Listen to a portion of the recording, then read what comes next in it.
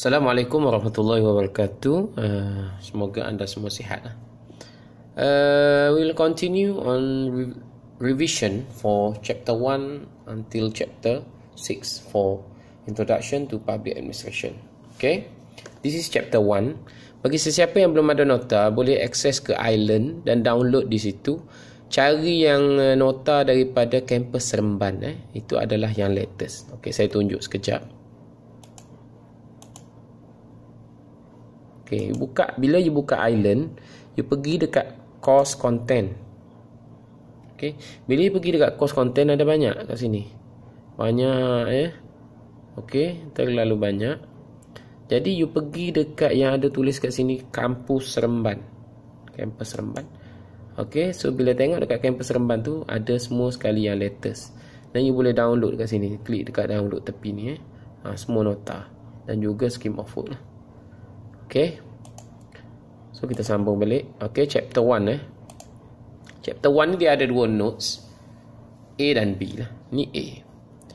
Okay, lesson 1 introduction to public administration. Yang ni objektif dia define public administration. Ini revision bukan nak lecture. Lecture boleh refer balik yang dulu lah. Identify importance and characteristic of public administration. Ini yang perlu tahu untuk final exam lah. Explain what is policy and administration, the difference of public and private administration. Okay, and the last one is bureaucracy. Okay, ada satu lagi, development of public administration in Malaysia. Okay, so ada semua sekali 1, 2, 3, 4, 5, 6. Okay, introduction ni you kena tahulah definition public administration tu apa, public apa, administration apa. Okay, ini boleh baca lah.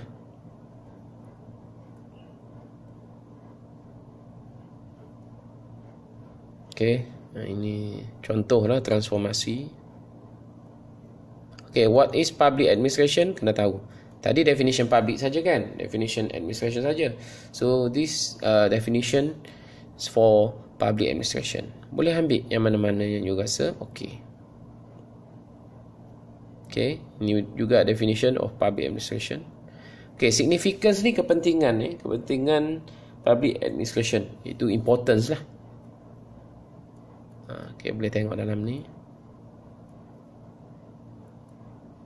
Karakteristik, ciri-ciri dia ataupun pillars boleh juga. Okay, apakah dia punya ciri-ciri ataupun karakteristik yang dia ada, barulah boleh dipanggil sebagai public admin. Kalau tidak, dia akan jadi private lah, private admin. Okay, apakah policy administration? Yang ini tak detail lah polisi dasar ni. Sebabnya nanti you akan belajar dalam part 2 nanti. Ada subjek khusus PAD 104 iaitu public policy. Itu pun saya juga mengajar lah, insyaAllah. Okay, what is policy and administration? Ini contoh-contoh polisi yang ada di Malaysia lah. Mesti you pernah dengar kan? Dasar ekonomi baru, dasar perswastaan, dasar sukan, dasar sosial, dasar alam sekitar, dasar wawasan. Okay, political administrative dichotomy, iaitu pengasingan antara admin dengan politik. So maksudnya tak ada campur tangan politik in administration. Itu yang sepatutnya, itu yang dimaksudkan dengan dichotomy lah. Separation between politics and administration. Ini public dengan private, ada beza Private macam mana, public macam mana, kita dah belajar. Ini contoh-contoh perbezaan dia. Dalam exam you boleh buat table ataupun you boleh buat juga essay lah, terpulang lah. Tapi kalau ada table, seelok-eloknya kena ada essay. Kalau tak, dia tak jadi essay lah. Okay, persamaan pun ada. Dia bukan perbezaan saja, sebenarnya dia ada similarities juga, persamaan. Okay, public versus private. Scope, apakah tumpuan ataupun scope fokus bagi public administration ini. Ini penting juga, role of public administration. Apakah peranan public administration ini? Kerana public administration ini dia ada peranan dia tersendiri dalam sesebuah negara, dan peranan dia ni penting untuk masyarakat, untuk negara dan juga untuk politik. Okey, birokrasi. Birokrasi kita dah belajar, iaitu Max Weber. Inilah birokrasi, ya, terlalu banyak step, terlalu banyak prosedur, terlalu banyak time consuming, masa digunakan, documentation. Definition of organisation, public organisation theory, definition of bureaucracy, and then conclusion. Okay, ini tutorial lah. Saya tak suruh buat, cuma untuk latihan you lah. You dah buat dalam tutorial masing-masing lah. Okay. Habis, Okay, now we move to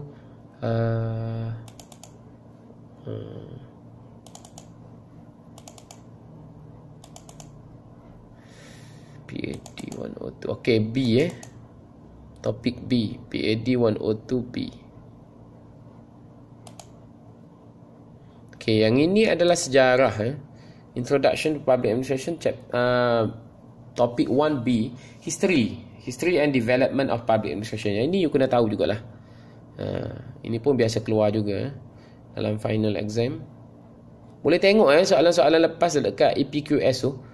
Soalan yang electronic question paper, EQPS. Okay, ini dekat US lah. Sejarah asal dekat US, Max Weber dan sebagainya. Okay, year 2000, New Public Management. Ada e-government, e-perolehan, EEE dan sebagainya. Public Administration Reform in Malaysia. Okay, ini sebelum merdeka, selepas merdeka, zaman Kesultanan Melayu. Bacalah. Tarikh-tarikh tu tak adalah kena hafal sangat. Dia macam kalau you faham before independence dengan after independence. Itu yang penting sebenarnya. Ya, selepas merdeka. Lepas tu kita ada reform pada zaman 70-an, zaman Tun Razak.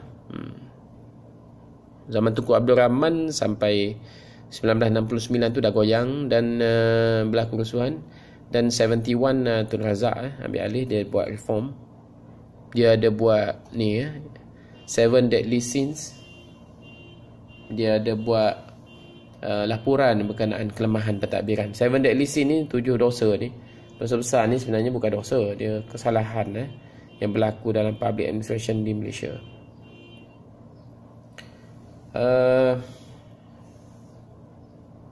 Ini reform yang berlaku di Malaysia zaman Tun Mahathir, sambung lagi lah sampai zaman Datuk Najib lah.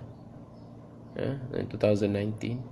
Okay, habis 2019 dah zaman PH tadi, tukar nama Okay, selesai yang ni. Ini adalah update lah kepada nota nota lama. Okay, next we move to chapter 2.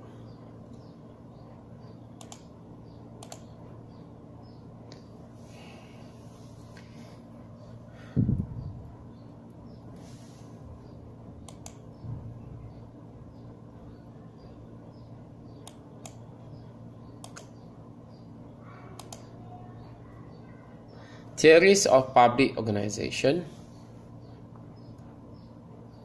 Okay, chapter 2 bukan chapter 3.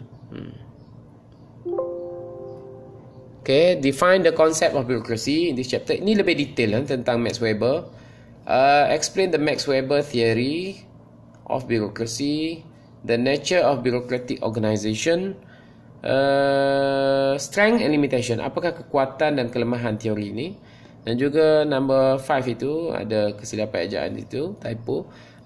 Public administration as a model of bureaucracy. Sebab public administration dan bureaucracy ini tak dapat dipisahkan. Okay. Definition organisation, public organisation. Apakah definition bureaucracy? Ada rules, ada regulation, ada procedure. Siapa yang perkenalkan? Max Weber lah. Lama dah 1864. Ini dia punya principle dia ataupun ciri-ciri dia lah. Rigid. Okay, ciri-ciri. Okay, bukan neutral neutral. L dia ni L ini huruf besar lah. Capital letter. Neutral bureaucracy. Ini boleh belajar lah dalam ni. Political neutrality of civil service maksudnya tak boleh campur tangan politik lah, macam dikotomi tadi. Karakteristik of bureaucratic organisation ni dah modern sikit. Bureaucratic official dari sudut pekerja, dari sudut jawatan dan sebagainya. Ini kekuatan dia, strength of bureaucracy. Ini limitation dia, kelemahan dia. Kritik, limitation, disadvantages, demerit. Ini semua kata serti lah kalau keluar. Public administration as a model, as the model of bureaucracy. Ya. Ini contoh Kementerian Pendidikan. Ya.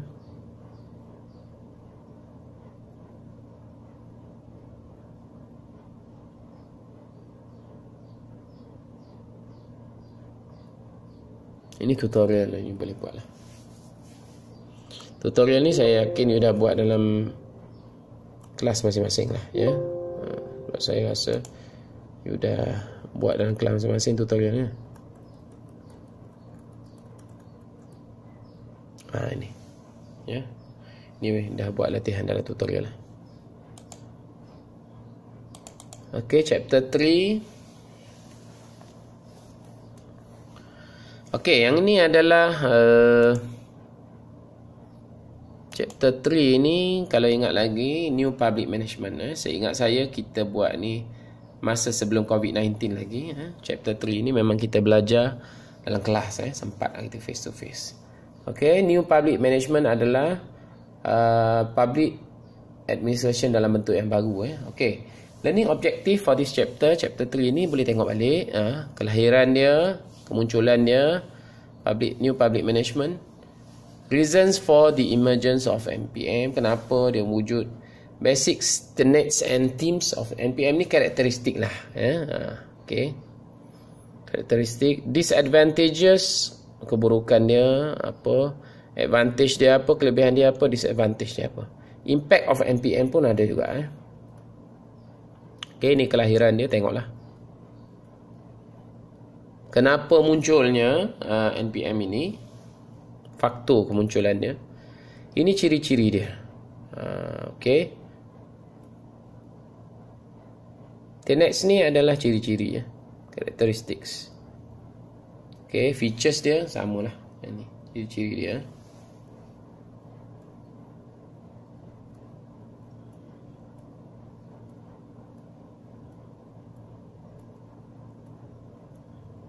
Criticism. Of course dia ada kekurangan dia. Ya. Dia ada advantage dan dia ada kekurangan dia lah.